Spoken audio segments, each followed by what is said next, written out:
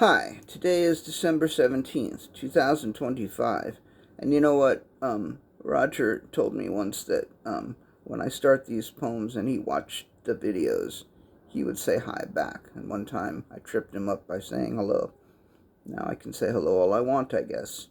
Anyway, hi, today is December 17th, 2025, and here are my poems for the day. The first one is poem number 1951 for the year, Roger Armbrust.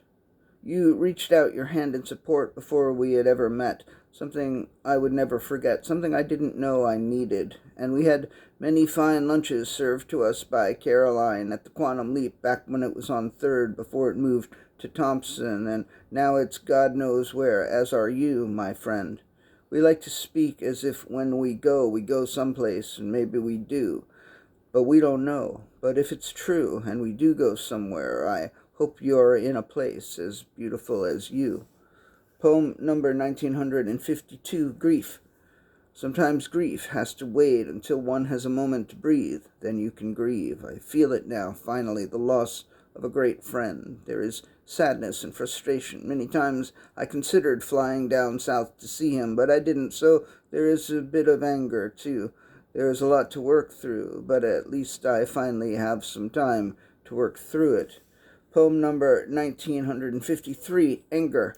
I twice saw anger accompany grief, once on a sitcom, when Florida spends most of the episode taking care of business, and when, at the end, she has a moment to breathe and grieve her dead husband, she picks up a glass punch bowl to put it away, and she throws it on the floor, and it shatters, and it breaks, and she breaks down and says, "Damn, damn, damn."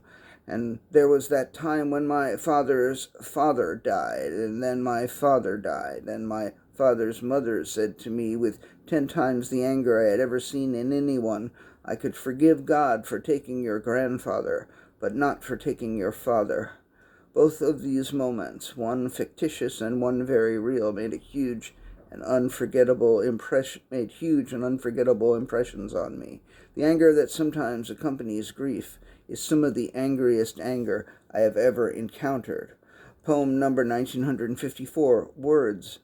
It is when the time comes to say a few words that we notice that words are seldom more than what is needed, that words are often less than enough, that words, however inadequate, are sometimes all we have to offer to angry souls and broken hearts.